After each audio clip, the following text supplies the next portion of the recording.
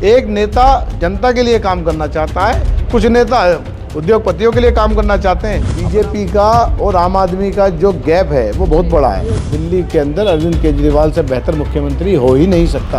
कांग्रेस का दामन छोड़कर आप आए, आम आदमी पार्टी से जुड़ गए, इसके पीछे सबसे बड़ी वजह क्या मानते हैं? हम ना सत्ता में थे ना विपक्ष में थे। जब काम कराने जाते थे, जब सरकार में फंड की बात होती थी, बड़ी मुश्किलें आती थी। मैं अपने क्षेत्र को डेवलप करना चाहता था, जैसे आप स्लोगन बता रही है, पीछे लिखा है साथ मिलकर संवारेंगे सीलमपुर। मुझे दुख होता था जब मुझसे लोग कहते थे हमारे एडमिट करा दो, इलाज करा दो, और वहाँ इलाज नहीं होता था। पब्लिक इंतजार में बैठी है कि विधायक जी आ जाएंगे। 5 साल वो विधायक जी गए नहीं, किसी के पास मिले ही नहीं। आप सर्वे करोगे, विधायक जी की शक्ल ही नहीं देखी 5 साल किसी ने। नमस्कार, आप देख रहे हैं 4 PM में आपके साथ नफीसा खान। दिल्ली का सियासी दंगल हर रोज रोचक होता जा रहा है। नेताओं के बयान इस तरीके से आ रहे हैं कि दिल्ली का सियासी घमासान बढ़ता जा रहा है। आम आदमी पार्टी, बीजेपी या फिर कांग्रेस, तीनों ही पार्टियां रेवड़ियां बांटकर कहीं ना कहीं होड़ लगा रही हैं कि कौन जनता को ज्यादा लुभा सके।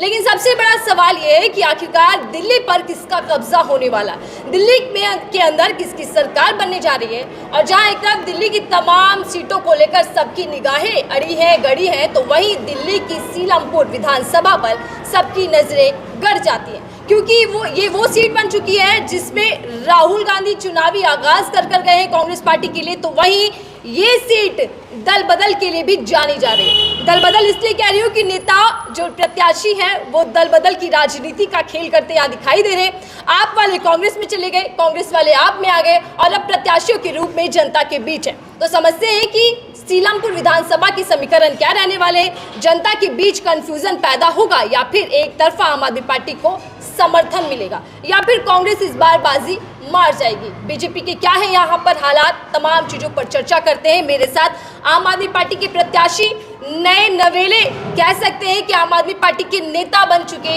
जुबैर चौधरी जी साथ में, जो कि पूर्व कांग्रेसी हुआ करते थे, कांग्रेस का दामन छोड़कर हाल फिलहाल में आम आदमी पार्टी से जुड़े।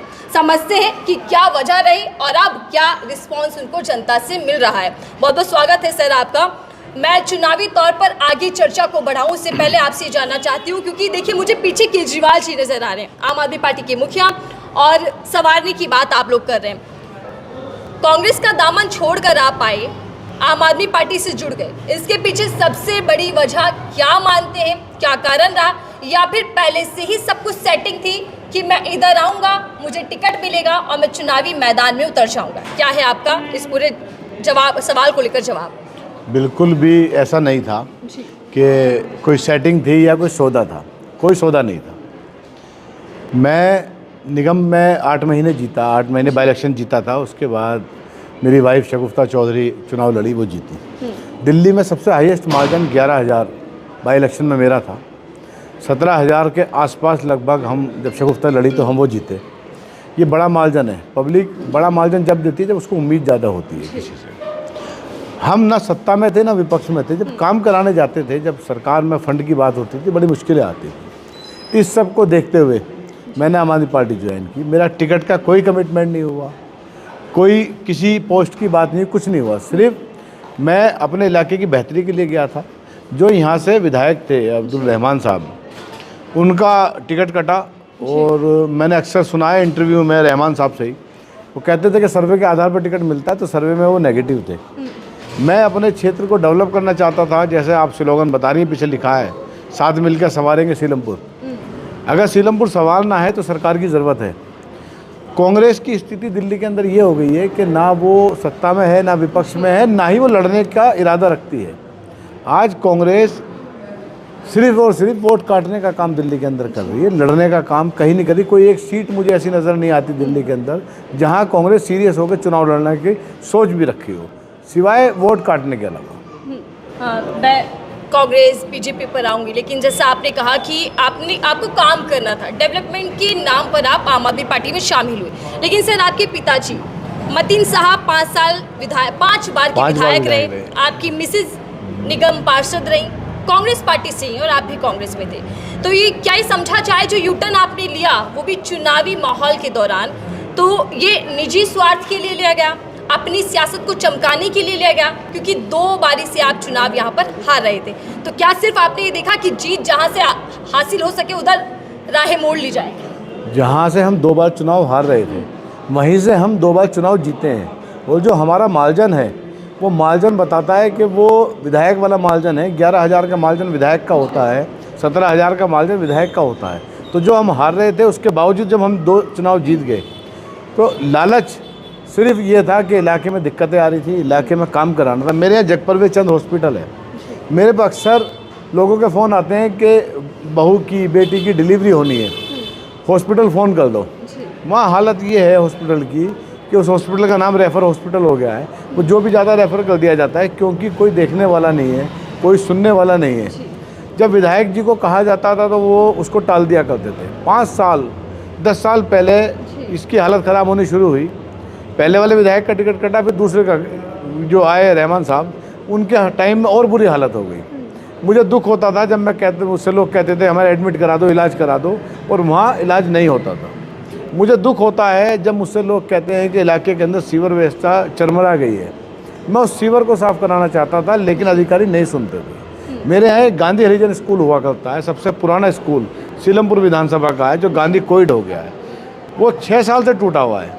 उसके अंदर हमारी ही बस्ती के बच्चे पढ़ते। अगर वो स्कूल बन जाता, लेकिन वो स्कूल नहीं बना। आज भी अगर आप जाते हुए देखेंगे उस स्कूल को, वो खंडर पड़ा है, बिल्कुल जंगल बन गया है वो स्कूल। मैं उस स्कूल को बनाना चाहता हूँ, मैं उस स्कूल को बेहतर करना चाहता हूँ, मैं एजुकेशन पे काम करना चाहता हूँ। ये वजह रही सबसे बड़ी पार्टी बदलने की।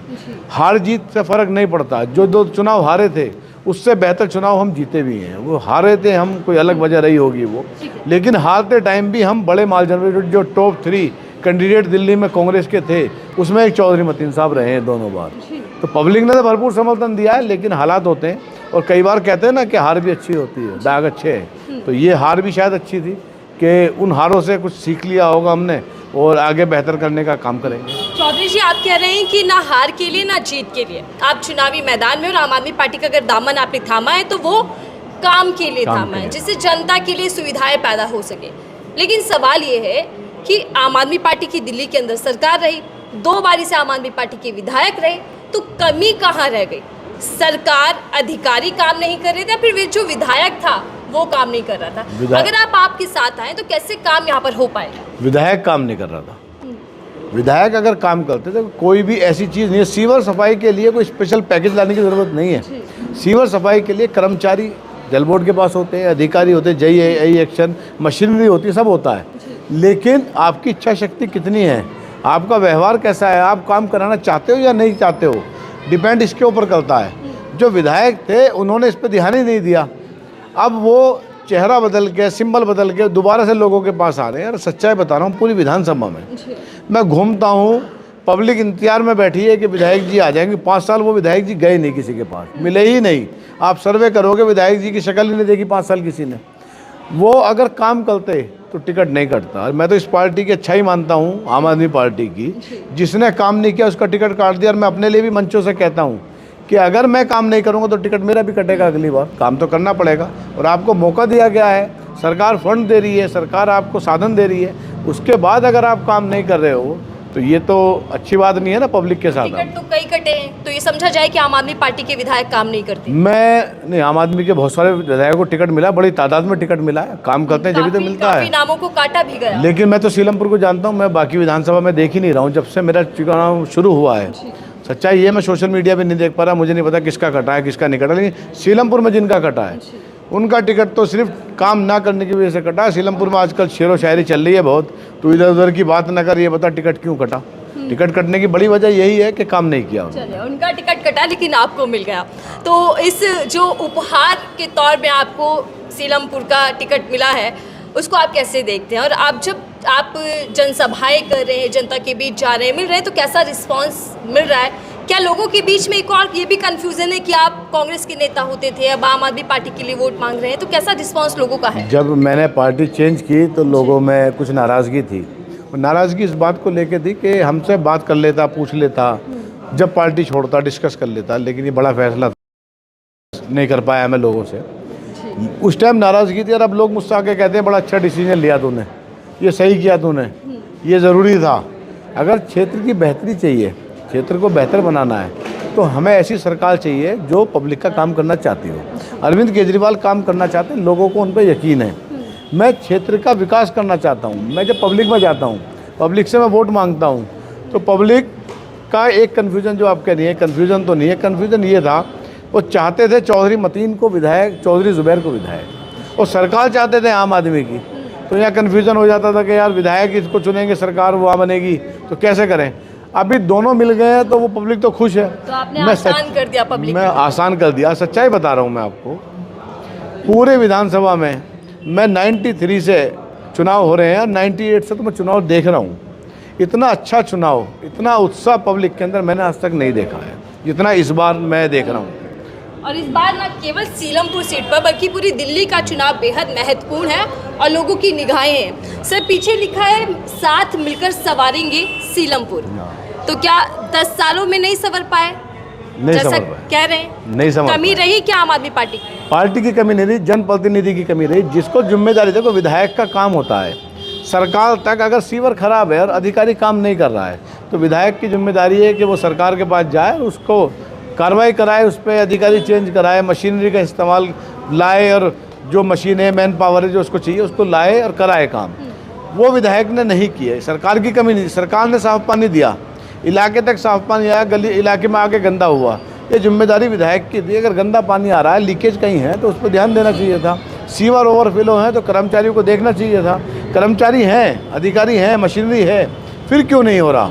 क्योंकि विधायक ध्यान नहीं दे रहा था। विधायक का ध्यान शायद कहीं और रहा होगा, सरकार ने मना नहीं किया काम के लिए। लेकिन इसी बदहाली को देखकर भारतीय जनता पार्टी हमले पर हमले कर रही है आम आदमी पार्टी पर कि आपदा में दिल्ली आ चुकी है, दिल्ली बेहाल है, लेकिन जो मुखिया है वो शीश महल में मस्त है। इस तरीके की जो आरोप लग रहे हैं उस पर क्या जवाब? जब किसी पे कुछ बचता नहीं ना, तो वो फिर यही बात करता है, इसके घर में टाइल लगी है, इसने कपड़े कैसे पहने हैं, इसने जूता कैसा पहना है। अरविंद केजरीवाल अकेले मुख्यमंत्री हैं पूरे हिंदुस्तान के अंदर जो खुलेआम मंचों से कहते हैं कि अगर मैंने काम किया है तो मुझे वोट दो, काम नहीं किया तो वोट मत दो मुझे। ऐसा कहने वाला कोई मुख्यमंत्री नहीं है। काम के आधार पर अरविंद केजरीवाल वोट मांगते हैं, और ये शीश महल बता के वोट मांग रहे हैं कि ये शीश महल बना दिया। अगर ऐसा ही है तो पूरे दिल्ली के अंदर, लुटियन जोन के अंदर सभी एमपीओ के, मंत्रियों के बंगले हैं। एक दिन सबके यहाँ विजिट कर लेते हैं, पब्लिक के लिए पूरे दिल्ली के खोल दो, पब्लिक खुद देख लेगी किसका शीश महल है और किसका नॉर्मल घर है। जब सरकारी घर मिलता है तो सरकार अपने हिसाब से सुविधाएं उसमें देती है। ये तो नॉर्मल घरों में भी है, जो अरविंद केजरीवाल जी के घर में सुविधा है वो तो नॉर्मल घरों में भी है। मैं बहुत एमपीओ की कोठियों में गया, उनमें भी है। सबका खोल दो।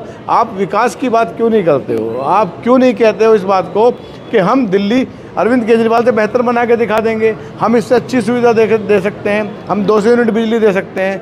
क्यों दिक्कत है? क्योंकि आप इसलिए नहीं देना चाहते कि बाकी राज्यों में आप नहीं दे रहे हो। आपसे बाकी राज्य पूछते हैं कि दिल्ली के अंदर जब बिजली फ्री मिल रही है तो भैया तुम क्यों नहीं देते? राजस्थान में, मध्य प्रदेश, छत्तीसगढ़ में, दिल्ली के अंदर महिलाओं के लिए बस फ्री है तो आप क्यों नहीं करते हो? दिल्ली के अंदर साफ पानी मिल रहा है तो आप साफ पानी क्यों नहीं दे सकते हो? बीजेपी का घोषणा पत्र आ चुका है, कई वादे और दावे बीजेपी भी कर रही है। 30 साल हो गए लगभग भाजपा को घोषणाएं करते हुए। 30 साल से मैं उनको देख रहा हूँ, घोषणा के सिवा उन्होंने कुछ नहीं किया है। वो हर बार जब चुनाव आता तैयार होकर आते हैं, अपना कोट वोट पहन के, कुर्ता वुर्ता कलब लगा के, जी इस बार हम सरकार बनाएंगे। और 98 से ये टाइम आ गया उनको, लगभग 27-28 साल हो गए हैं। ये ख्वाब ही उनका रह गया है। और मैं सच्चाई बता रहा हूँ, इस बार भी उनका ख्वाब ही रहने वाला है। 28 सीट 2013 में आम आदमी ने जीती थी, दूसरा सीट 68 जीती, फिर 62 के आसपास जीती। इस बार हो सकता है वो रिकॉर्ड भी टूट जाए। दिल्ली के अंदर 70 की 70 सीटें आम आदमी पार्टी की झोली में जाने वाली। आप चैलेंज कर रहे हैं, चैलेंज कर रहे हैं, लेकिन दावा कर रहे पार्टी हैं। तो दावा कर रही है सरकार बनाने का, इस बार बदल कर रहेंगे। आप बड़े बड़े एडवर्टीजमेंट सड़कों पर देखें। वो हर बार करते हैं और कुछ सेटिंग भी है उनकी, वो कर लेते होंगे। लेकिन दिल्ली के अंदर ना उनकी सेटिंग चलेगी, ना उनके दावे चलेंगे। पब्लिक सुनना ही नहीं चाहती उनको। पब्लिक अरविंद केजरीवाल हिंदुस्तान में अकेला नेता है जिसने कहा कि मैं 2100 रुपये दूंगा। आप सड़कों पे लोगों से पूछो, लोग कहते हैं कि हमें यकीन है कि ये कह रहा है तो दे देगा, क्योंकि इसने 200 यूनिट बिजली फ्री दी है, इसने महिलाओं को बस सफ़र फ्री दिया है। लोगों को हिंदुस्तान में अकेला नेता है जिसकी बातों पे यकीन है। उसके अलावा कोई नेता बताओ। नेता तो रोज़ पता नहीं क्या क्या कहते हैं। इनसे पूछो भाजपा वालों से, कहेंगे हाँ मंगल पे ले जाएंगे आपको, हमने एलन मस्क से बात की है, तैयार करवा रहे हैं। लेकिन अरविंद केजरीवाल अगर ना भी कहे, उसने अरविंद केजरीवाल जी ने तो नहीं कहा मैं बस फ्री करूँगा, फिर भी कर दी। लोगों को यकीन दिल्ली के अंदर सिर्फ अरविंद केजरीवाल पे और किसी पे नहीं है। ये कितने भी ख्वाबी पुलाव बनाते हैं, कोई फर्क नहीं पड़ता इनसे। बीजेपी के दिग्गज नेता रैलियां कर रहे हैं, अमित शाह जी आते हैं, पीएम मोदी आते हैं, यहाँ तक कि पीएम मोदी तो आपदा का वार कर कर जाते हैं, भ्रष्टाचार को लेकर आपको घेरते हैं, कट्टर बेईमानी का टैग आपको देकर गए। तो ये जो डेंट लगा है आम आदमी पार्टी की इमेज पर, ये कैसे आप क्लीन कर पाएंगे इस चुनावों में? कोई डेंट नहीं है, पब्लिक जानती है। अगर इन पे डेंट था, ये दागी थे, तो जेल से सारे बाहर एक एक करके क्यों आ गए? पहली बात, दिल्ली के अंदर अगर भाजपा वाले कुछ करना चाहते हैं, दिल्ली के अंदर 7 सांसद भाजपा के हैं पिछले 10 साल से। 10 साल से ही आम आदमी की सरकार है दिल्ली के अंदर। भाजपा एक काम गिनाए कि भाजपा केंद्र में बैठी है 10 साल से, भाजपा के सांसद हैं, सारे अधिकारी, सारा संसाधन, पैसा, सब कुछ उनके पास है। उसके बावजूद उन्होंने दिल्ली के अंदर 10 साल में जनता के लिए कौन सा काम किया वो बता दें एक बार। एक काम नहीं गिना पाते। लास्ट में आके या तो हिंदू मुसलमान पर आ जाएंगे, या शीश महल पर आ जाएंगे, या दूसरे की कमियां बताते रहेंगे। अपनी खूबी बता के वोट मांगे ना, बताएं वो कि उन्होंने ऐसा कौन सा काम किया है जिसके लिए उनको वोट मिल जाए। 7 सांसद कम होते हैं, केंद्र सरकार कम होती है। कौन सी ऐसी चीज़ थी? दिल्ली की सरकार तो आधी सरकार है, पूर्ण राज्य का दर्जा भी नहीं है। उसके बाद भी अरविंद केजरीवाल जी ने करके दिखा दिया। इन्होंने क्या किया 10 साल में दिल्ली वालों के लिए, उसका जवाब दे देंगे। कोई जवाब नहीं है इनके पास। आपने हिंदू मुसलमान की बात की, और इन दिनों ये भी सुर्खियों में आ चुका है कि यूपी के सीएम योगी आदित्यनाथ दिल्ली में प्रचार प्रसार करेंगे बीजेपी के लिए। आपने देखा होगा महाराष्ट्र गए, हरियाणा गए, या फिर उत्तर प्रदेश में ही बटेंगे कटेंगे नारा दिया गया बीजेपी की ओर से। ये नारा दिल्ली में भी दिए जाने की संभावनाएं बढ़ गई हैं। ऐसे में आपके पास क्या काट है? आप कैसे इस नारे का जवाब देंगे? पब्लिक देगी, हम नहीं देंगे।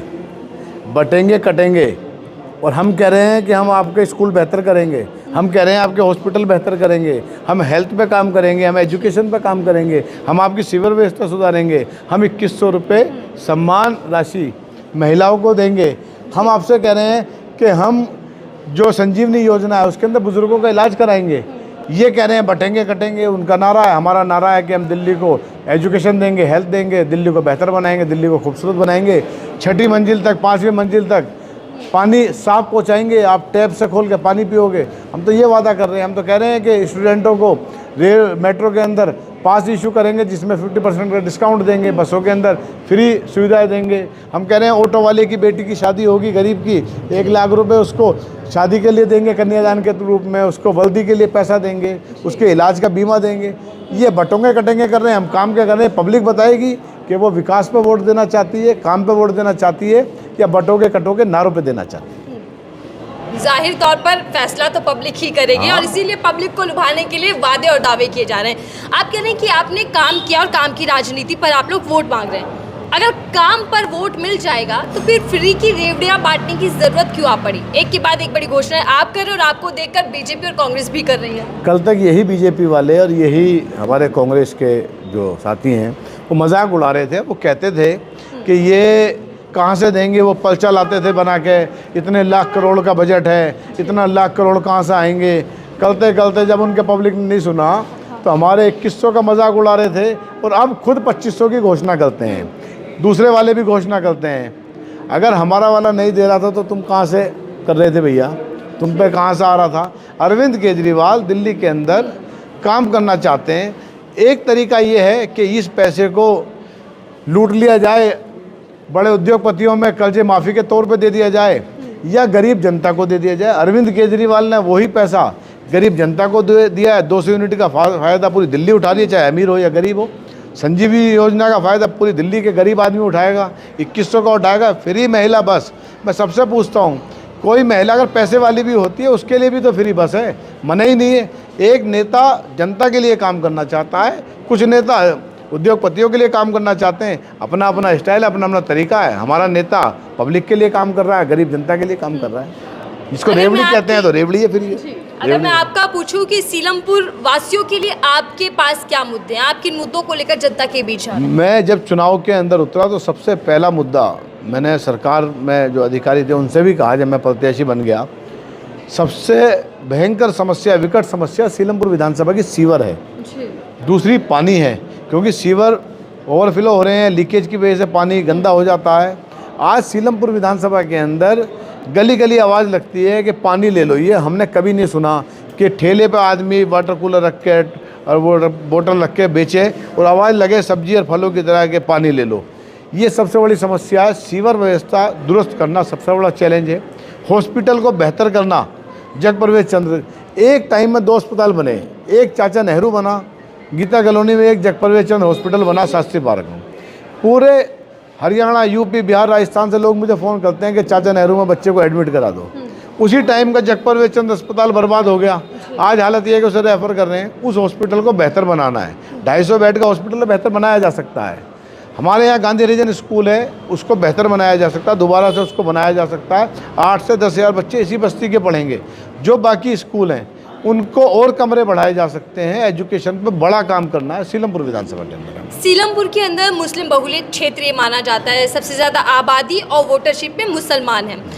आप भी मुस्लिम कैंडिडेट हो गए आम आदमी पार्टी की, उधर कांग्रेस से भी मुस्लिम प्रत्याशी है। ऐसे में क्या मुस्लिम वोट कटने का डर है? और इसी के साथ भारतीय जनता पार्टी की आप क्या कंडीशन यहाँ देखते हैं? क्या प्रत्याशी मजबूत है? आप चुनौती देंगे उनको? भारतीय जनता पार्टी के जो प्रत्याशी हैं वो एक सपना लेके बैठे हुए हैं। वो रोज़ लोगों से कहते थे अब तक नॉमिनेशन कर दो। मुस्लिम भाइयों से, हमारे कई साथियों से उन्होंने पैसे ऑफर किए कि भैया नॉमिनेशन करो और चुनाव लड़ो ताकि वोट कट जाए। जो माइनॉरिटी वोटर है वो समझदार वोटर है, वो ऐसे जज्बाती फैसले नहीं करता। और सीलमपुर विधानसभा का चुनाव वैसे भी कैंडिडेट वर्सेस हो गया है अब।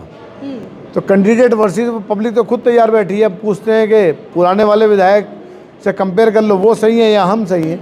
उसमें बहुत बड़ा गैप आ रहा है। वो 5-10 हज़ार पे भी नहीं टिक रहे हैं, सच्चाई बता रहा हूँ। और सीलमपुर का नारा 1 लाख पार का है। तो क्या बीजेपी लड़ाई में है या नहीं है? बीजेपी के भी मैं बता दूँ, बीजेपी का और आम आदमी का जो गैप है वो बहुत बड़ा है। अब बीजेपी 1 लाख पार का नारा देती थी, लेकिन वो 20 हज़ार क्रॉस नहीं कर रही है। आम आदमी का कैंडिडेट, आम आदमी पार्टी का वोटर तैयार बैठा है 1 लाख पार करने के लिए। लगभग 2 लाख वोट है, 1.25 लाख वोट पड़ता है। मैं आपको सच्चाई बता रहा हूँ, आज आप रिकॉर्ड कर रहे हैं इस बात को। भाजपा 20 हज़ार क्रॉस नहीं करेगी और कांग्रेस 10 हज़ार क्रॉस नहीं करेगी सीलमपुर के अंदर। गैप इतना लंबा है। पब्लिक का आकलन है, मेरा नहीं है। आप जीत हासिल करने जा रहे हैं। पूरी दिल्ली की सबसे बड़ी जीत ऊपर वाले ने चाहा तो सीलमपुर विधानसभा हो गई। मेरा आकलन नहीं है, जनता का आकलन है। जनता इस बात को ठान के बैठी है कि बड़ी जीत सीलमपुर से करके भेजेंगे। ठीक है। राहुल गांधी आए, क्या उसका भी प्रभाव यहाँ पर नहीं पड़ेगा? राहुल गांधी बड़े नेता हैं, जहाँ वो आए थे वहाँ अमूमन भीड़ होती है। लेकिन मैंने उसकी बहुत फोटेज देखी हैं उस रैली की। उसमें तकरीबन लोगों से जब पत्रकारों ने पूछा, सभी चैनलों के थे, तो उन्होंने कहा कि हम राहुल गांधी को देखने आए थे, वोट हम चौधरी जुबैर को देंगे, आम आदमी को देंगे। ये बड़ी तादाद थी वहाँ। और पूरी दिल्ली से लगभग 250 बसों में भर के 70 विधानसभाओं से लोगों को लाया गया था। उसके बाद भी पब्लिक इकट्ठी नहीं हो पाई। मुझे दुख है। मैं उस पार्टी में रहा हूँ और राहुल जी एक टाइम में हमारे नेता रहे हैं। मुझे दुख है कि उनको ऐसी सड़क पर ला के उन्होंने खड़ा कर दिया। ये शर्म की बात है। राहुल जी बहुत बड़े नेता हैं, देश के नेता हैं, और वहाँ पब्लिक ना होना और पब्लिक का रिएक्शन नेगेटिव होना वो अच्छी बात नहीं है। राहुल जी इंडिया गठबंधन के मुखिया हैं वैसे भी। लेकिन दिल्ली में वही इंडिया गठबंधन थोड़ा सा तनावपूर्ण दिखाई दे रहा है। बहरहाल मैं आखिरी सवाल आपसे ले रही हूँ, क्योंकि आप अभी आम आदमी पार्टी के नेता हैं, इससे पहले आप कांग्रेस के नेता रहे। कांग्रेस में लंबे समय तक आपने काम किया। उस टाइम की दिल्ली, शीला जी वाली दिल्ली वर्सेस केजरीवाल का दिल्ली मॉडल, कौन ज़्यादा बेहतर, कौन सा मॉडल अगर चर्चाओं के तौर पर देखा जाए जिसमें ज़्यादा काम हुआ तो कौन सा, शीला या फिर केजरीवाल? शीला जी 15 साल दिल्ली के मुख्यमंत्री हैं। जब शीला जी ने काम शुरू किया था तो उस टाइम दिल्ली वाकई बेहाल थी, इसमें कोई डाउट नहीं है। शीला जी बड़ी नेता रही हैं, शीला जी ने काम किया है, मैं इसको डिनाई नहीं कर रहा, मना नहीं कर रहा। लेकिन उस काम करने का जो काम किया वो सिर्फ अरविंद केजरीवाल ने किया है। अगर आप कंपेयर करोगे तो अरविंद केजरीवाल का जो विज़न है वो बहुत बड़ा है, बहुत ऊंची सोच है। 24 घंटे बिजली आती है, घरों से इन्वर्टर, जनरेटर, स्टेबलाइजर गायब करने का काम अरविंद केजरीवाल ने दिल्ली के अंदर किया है। ये कोई और नहीं कर पाया। शीला जी बेहतर थी, अपने अपने टाइम पे सब बेहतर रहे हैं। साहब सिंह वर्मा भी बेहतर रहे हैं, शीला जी भी बेहतर रही हैं। इसी तर्ज पर लड़ा जा रहा है कांग्रेस की ओर से कि शीला वाली दिल्ली वापस बनाएंगे दिल्ली को हम, क्योंकि बेहाल दिल्ली हो चुकी है। बीजेपी तो पहले ही कह रही है आपदा में है दिल्ली। बीजेपी स्लोगन देती है, नारे देती है, लेकिन दिल्ली की जनता अरविंद केजरीवाल के कामों को जानती है, अरविंद केजरीवाल के तरीकों को जानती है। दिल्ली के अंदर अरविंद केजरीवाल से बेहतर मुख्यमंत्री हो ही नहीं सकता। सबसे बेहतर है बीजेपी को मात देने की। बीजेपी गिनती में भी नहीं है, चर्चा में भी नहीं है। दिल्ली की बात करूँ तो मैं पूरी दिल्ली की बात कर रहा हूँ, आप देख लेना।